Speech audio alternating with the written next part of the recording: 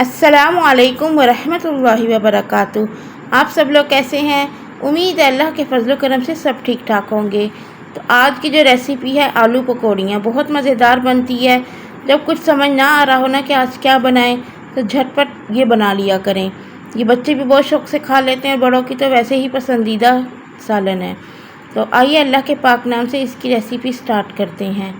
तो माशाल्लाह से देखिए इसकी रंगत, इसकी खूबसूरती, आप इसको ज़रूर ट्राई कीजिएगा और मुझे कमेंट्स और में बताइएगा कि कैसा सालन तैयार हुआ है। तो इसके लिए सबसे पहले हमें चाहिए होगा एक बड़े साइज़ का प्याज। इसको हम इस तरह से चॉप कर लेंगे। उसके बाद हमें चाहिए होंगी पकौड़ियाँ।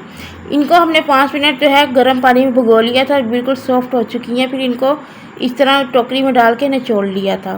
तो इसके बाद हमने एक बार जो प्याज था हमने अपने सरसों के तेल में मैं बना रही हूँ, आप कुकिंग ऑयल में भी बना सकते हैं। तो हाफ़ कप जो है ऑयल डाल के हमने इसको अच्छा सा कलर लेके आएंगे।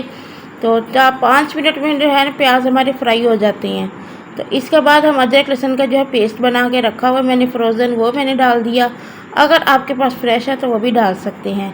इसको भी 3 से 4 मिनट फ्राई करते रहेंगे। हर चीज़ को प्रॉपर फ्राई कर लिया करें, इससे जो है सालन की खूबसूरती और जायका बढ़ता है। तो इसके बाद एक बड़े साइज़ का मेरे पास टमाटर था, उसको भी इस तरह से स्लाइसिस की सूरत में काट लिया। तो सब चीज़ों को प्रॉपर फ्राई कर लिया करें, तो इससे जो है सालन की खूबसूरती बढ़ती है।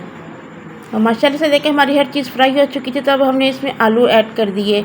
एक बड़े साइज़ का आलू था, जो हमने ज़्यादा बड़े बड़े भी नहीं काटे, बिल्कुल नॉर्मल साइज़ में है ताकि जल्दी से गल जाएं। पकौड़ियाँ भी नहीं डाली, सिर्फ आलू डाले हैं क्योंकि आलू गलने में टाइम लगेंगे। पकौड़ियाँ तो पहले ही सॉफ्ट हो चुकी हैं, उनको इतना पकाने की ज़रूरत नहीं है। इसके बाद हम कुछ पाउडर मसाले ऐड करते हैं। सबसे पहले हमने 1 चम्मच नमक, हाफ़ टेबल स्पून जो हल्दी, 1 टेबल स्पून जो लाल मिर्च और 1 टेबल स्पून जो है धनिया पाउडर और 1 टेबल स्पून जो है ज़ीरा पाउडर। इन सब मसालों को भी अच्छे तरीके से फ्राई कर लेंगे ताकि मसालों का जो है कच्चापन दूर हो जाए, मसालों में से अच्छी सी खुशबू आना शुरू हो जाए।